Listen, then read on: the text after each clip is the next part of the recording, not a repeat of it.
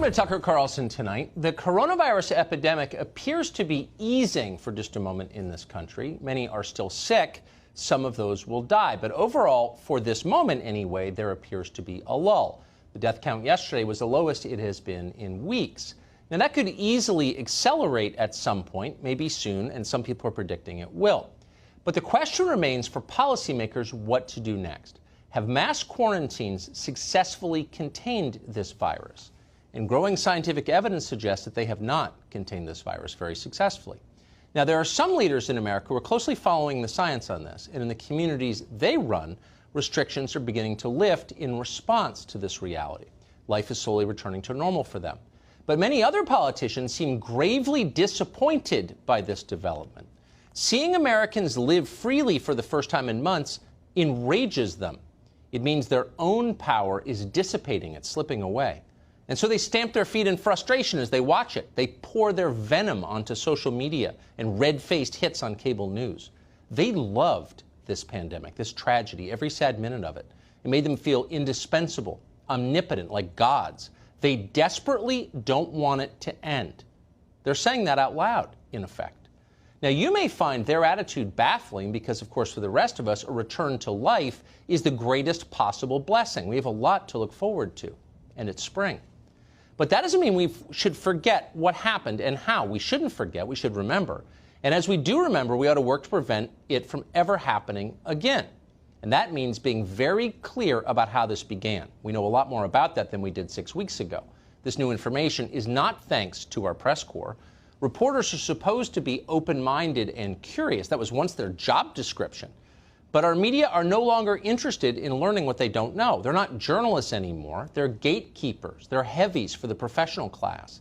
They believe their job is to make sure that no prole in America ever has an unauthorized thought. Wherever free thinking emerges, our media are there to slap it down and suppress it.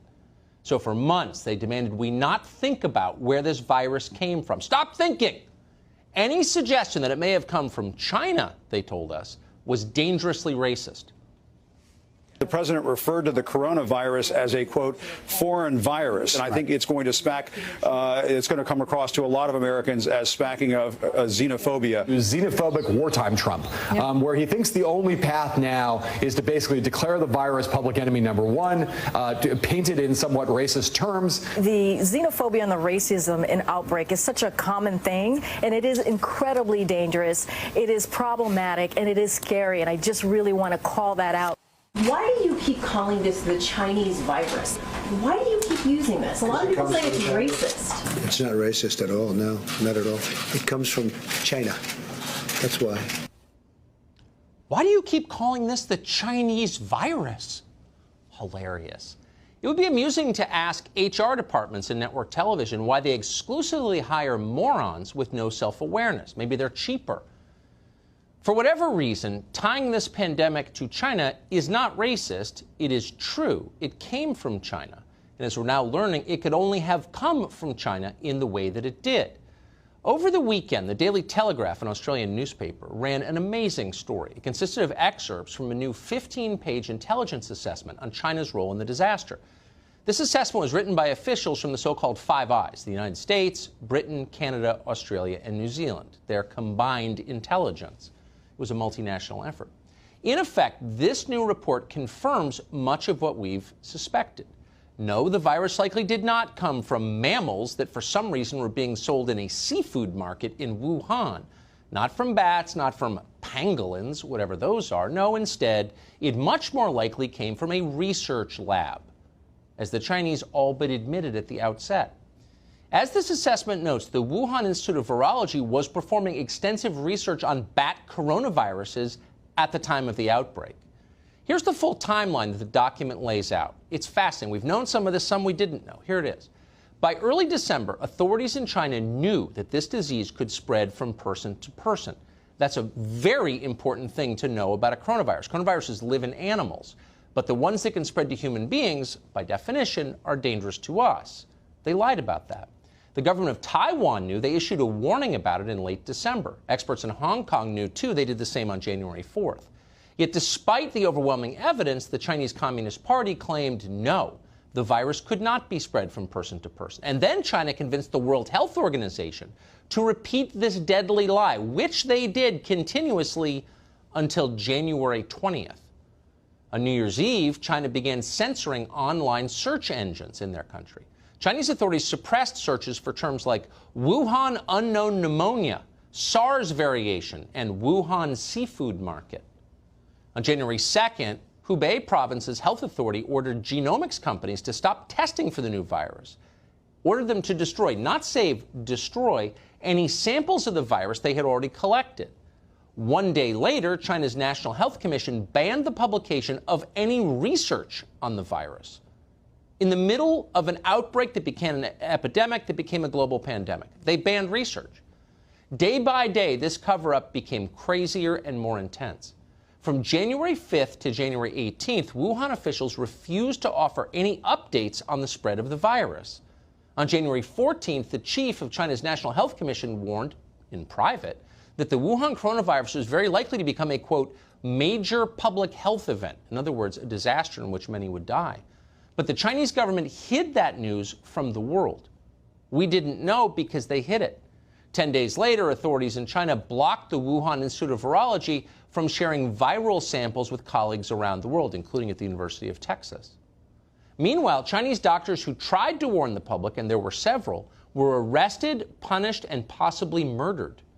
On January 2nd, Chinese state media announced the arrest of 8 people. Chinese police warned the public not to, quote, fabricate rumors, not to spread rumors, not to believe rumors. So why was China doing all of this?